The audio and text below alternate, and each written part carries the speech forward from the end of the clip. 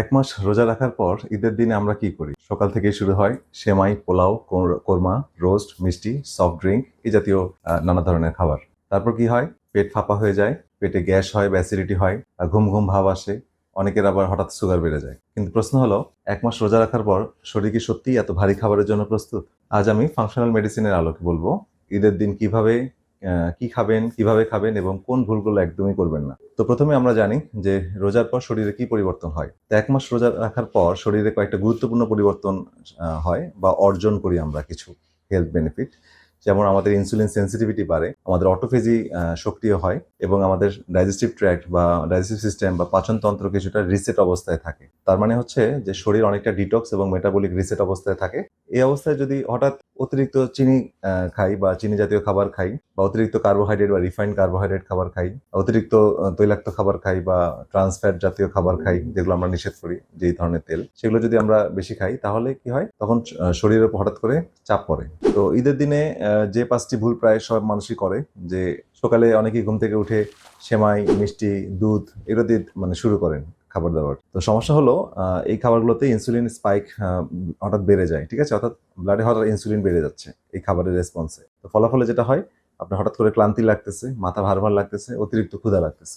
এছাড়া অতিরিক্ত কার্বোহাইড্রেট আমরা খেয়ে ফেলি ঈদের দিন। ঈদের খাবারে সাধারণত পোলাও থাকে, সেমাই থাকে, মিষ্টি থাকে, কেক থাকে, বিভিন্ন সফট ড্রিংকস থাকে। তো এগুলো একসাথে অনেক রিফাইন্ড কার্বোহাইড্রেট শরীরে প্রবেশ করে এই খাবারের মাধ্যমে, যে কারণে রক্তে গ্লুকোজও দ্রুত বেড়ে যায়। আরেকটা হচ্ছে প্রোটিন কম খাওয়া হয়। ঈদের দিনে অনেকেই মিষ্টি বেশি খান, হ্যাঁ? কিন্তু পর্যাপ্ত প্রোটিন খান না। তো প্রোটিন না থাকলে যেটা হয়, ব্লাড সুগার দ্রুত ওঠানামা করে এবং বেশি খাওয়ার প্রবণতা দেখা যায়। ৪ নাম্বার ভুলটা যেটা আমরা প্রায় সবাই করি, সেটা হচ্ছে অতিরিক্ত সফট ড্রিংক, হ্যাঁ? তো ঈদের দিনে সফট ড্রিংক আমরা বেশি খেয়ে ফেলি। হ্যাঁ? কোক, ফান্টা, পেপসি এই জাতীয় খাবার, ড্রিংকস গুলো। তো ১ গ্লাস সফট ড্রিংকে দেখা গেছে যে ৮ থেকে ১০ চা চামচ চিনি থাকে। তো এটা শরীরে ইনফ্লামেশন বাড়িয়ে দেয়, সুগার স্পাইক বাড়ায় এবং ইনসুলিন লেভেলও বাড়িয়ে দেয়। আর ৫ নাম্বার যে ভুলটা একটা করি আমরা, যে সারাদিন বসে থাকি। মানে হয়তো সোফায় বসে টিভি দেখতেছি বা গল্প করছি। মানে মুভমেন্টটা কম হয় বা শুয়ে থাকছি। তো ঈদের দিন আমরা অনেক সময় ঘন, ঘন খাওয়া-দাওয়া করি কিন্তু তারপর বসে থাকি। ঠিক আছে? এতে খাবারের পরে গ্লুকোজ শরীরে বেশি সময় ধরে থাকতেছে। তাহলে এখন আমরা জানবো যে ফাংশনাল মেডিসিন অনুযায়ী ঈদের দিন আদর্শ খাবার কোনটি হওয়া উচিত। তো ১ম এ যে প্রশ্নটা হচ্ছে যে ঈদের দিন আমরা কিভাবে খাবো? সকালে খালি পেটে আপনার যেটা শুরু করবেন সেটা হচ্ছে ১ গ্লাস মানে কুসুম গরম পানি, সামান্য লেবু বা একটু ভিনেগার দিতে পারেন। এটা দিয়ে আপনি একটা সকালে পানি খাবেন। তারপর এতে আপনার ডাইজেস্টিভ ট্র্যাক্টটা চালু হবে, হ্যাঁ? মানে আপনার সক্রিয় হবে।